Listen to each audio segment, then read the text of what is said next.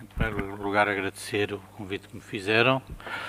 Em segundo lugar, dizer que me senti muito honrado com ele e que foi para mim um prazer poder participar. Foi e é para mim um prazer poder participar neste debate. A perspectiva que eu vos trago aqui fala da paz, mas não da paz internacional, mas da paz interna e do papel que a Constituição da República Portuguesa teve ao longo destes 50 anos, que nos deu a possibilidade de vivermos uma paz democrática como suponho que durante quase nenhum período da história portuguesa foi possível viver. E isso penso que é importante realçar. Como dizia a doutora Paula Torres Carvalho, exige mais tempo preparar um improviso, trouxe a minha intervenção escrita. E a Constituição da República Portuguesa é fruto da Revolução de Abril e das suas vicissitudes. Ela acolheu e acolhe ainda muitas das mais importantes conquistas civilizacionais obtidas então pelo movimento popular. Ela garantiu, até hoje, como eu vos disse já, a paz pública democrática. Isso são 50 anos de uma situação que Portugal talvez nunca tenha vivido seguidamente. Apesar de o texto de alguns artigos ter sido posteriormente sujeito a revisões que incidiram sobretudo no tipo de linguagem ideológica inicialmente usada, tais mudanças não se traduziram verdadeiramente numa reversão radical do seu conteúdo e principalmente do seu sentido político original. As novas formulações jurídicas de muitas das normas, alvo das sucessivas revisões, exigem, pois, necessariamente uma leitura e um enquadramento interpretativo que continuem a respeitar o projeto e o sentido político que a Constituição da República Portuguesa indica, com clareza, nos artigos 1º e 2º, a construção de uma sociedade livre, justa e solidária. Muitos são os temas constitucionais que importam a todos e cada um dos cidadãos de diversas gerações, condições e simpatias democráticas e que, a partir do texto e da rica proposta política da nossa lei fundamental, podemos ir discutindo, tendo em vista aperfeiçoar todos os dias as condições de vida dos portugueses. A abordagem do trabalho e dos direitos dos trabalhadores insere-se perfeitamente nessa reflexão. Com efeito, tal discussão ultrapassa em muito a dimensão estritamente jurídica e mesmo a mais dúctil, mas mais limitada leitura económica em que muitos insistem em encerrá-la. Na medida em que, como defendemos, os direitos dos trabalhadores e o direito do trabalho assumem uma função basilar e estruturante dos objetivos políticos que a Constituição da República define como fundamentais à edificação de uma sociedade livre, justa e solidária, tal discussão interessa a todos. Foquemo-nos, então, na peculiar estrutura conferida pela Constituição da República Portuguesa aos direitos fundamentais. Esta reflete bem o que acabámos de dizer. As normas constitucionais que hoje concretizam só fazem todo o sentido se compreendidas e aplicadas coerentemente na execução do projeto político democrático que a Constituição da República Portuguesa explicita.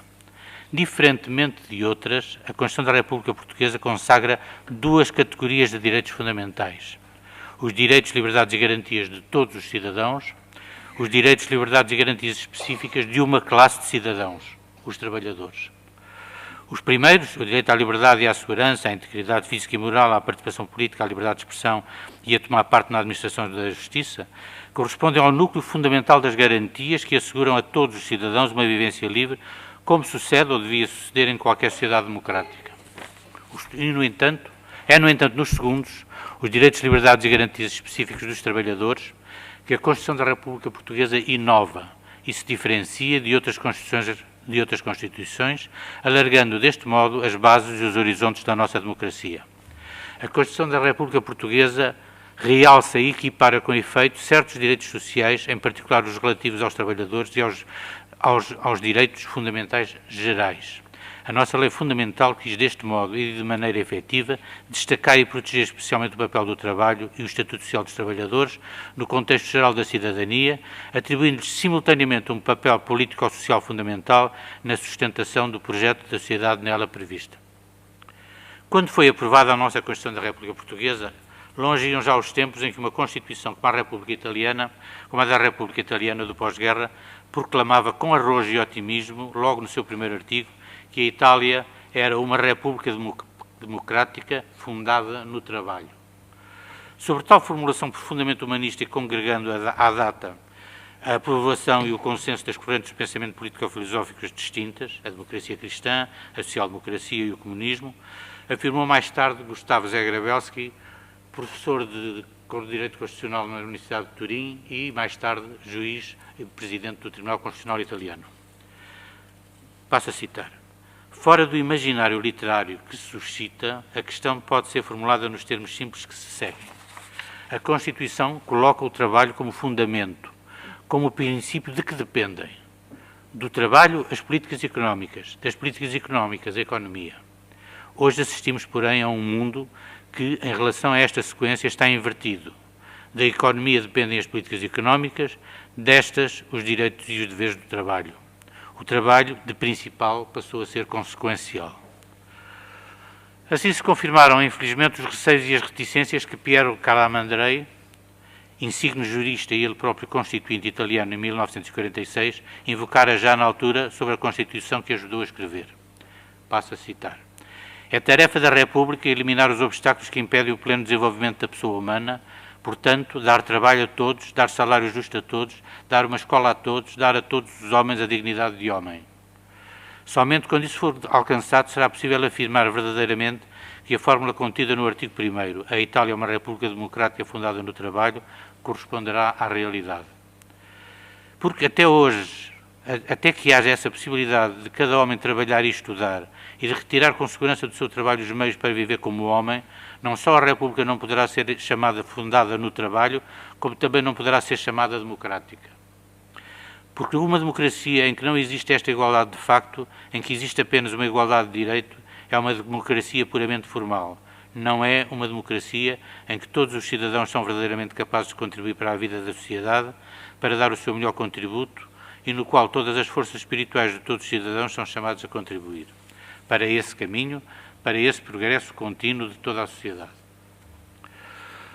Regressemos, porém, à Constituição Portuguesa de 1976 e à metodologia que por esta escolhida para, atentas às lições aprendidas, dar uma resposta mais efetiva ao papel do trabalho e dos trabalhadores na organização e no projeto político da República Portuguesa.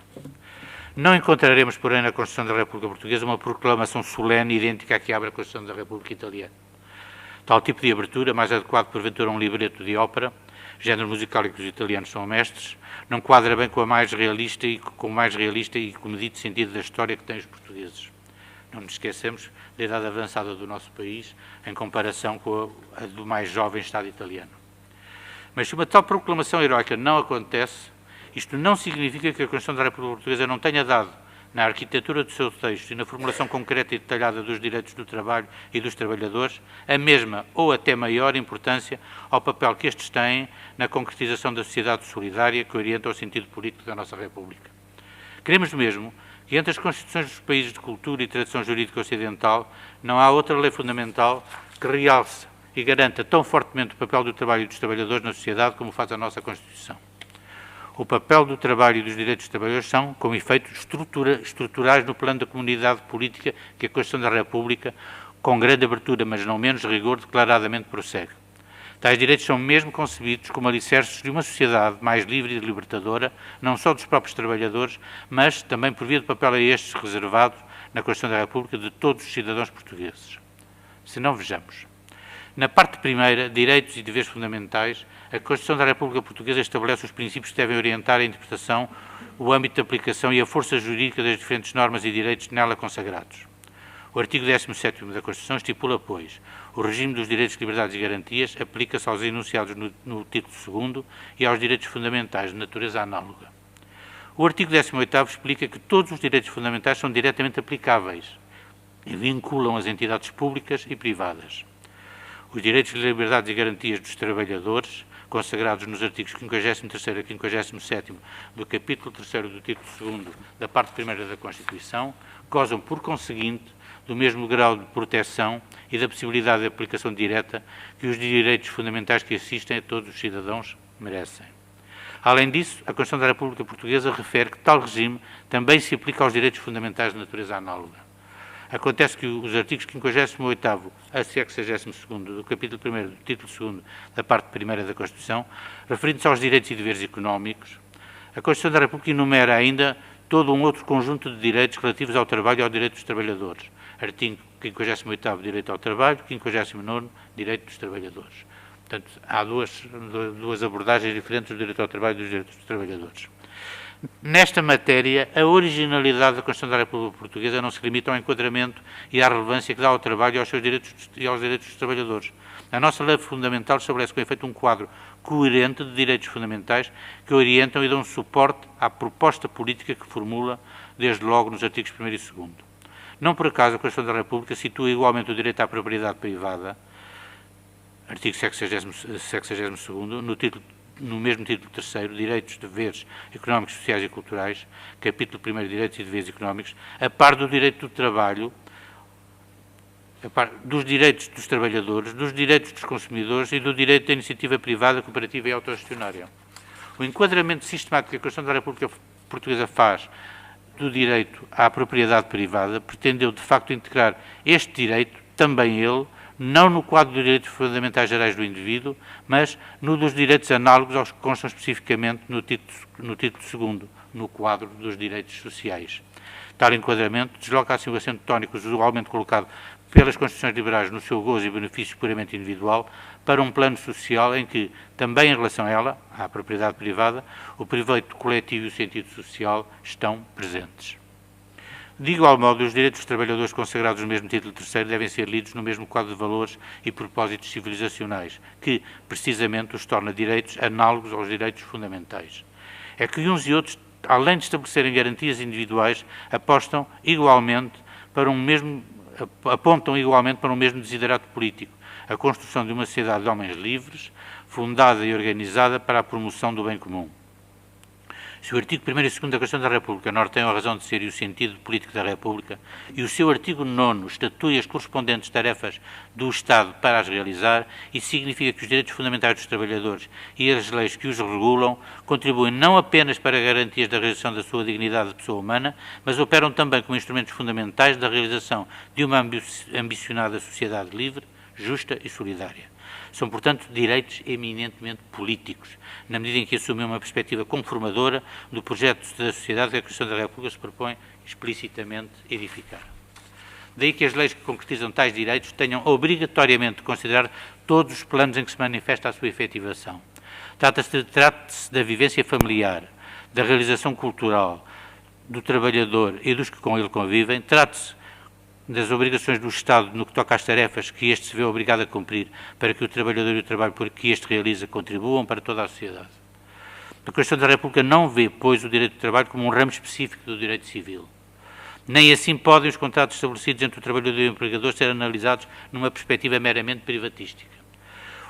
É que deles e do seu conteúdo decorrem também muitas obrigações para o Estado e para toda a sociedade. Assegurar transportes públicos, creches, horários das escolas públicas, regime de funcionamento dos serviços públicos, etc.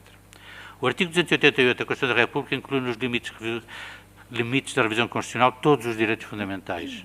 Dada além disso a sua natureza estruturante, os direitos fundamentais dos trabalhadores, neles incluindo naturalmente os direitos análogos que constam do artigo 58º e 59º, beneficiam igualmente e por idêntica razão do mesmo estatuto reforçado.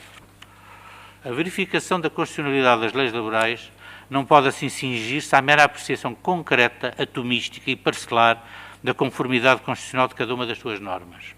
Deve igualmente apurar se, no seu conjunto e pretensão, as normas existentes ou as que querem alterar ou as que a querem alterar se dirigem congruentemente ou não no sentido da realização do projeto da sociedade apontado pela Constituição da República.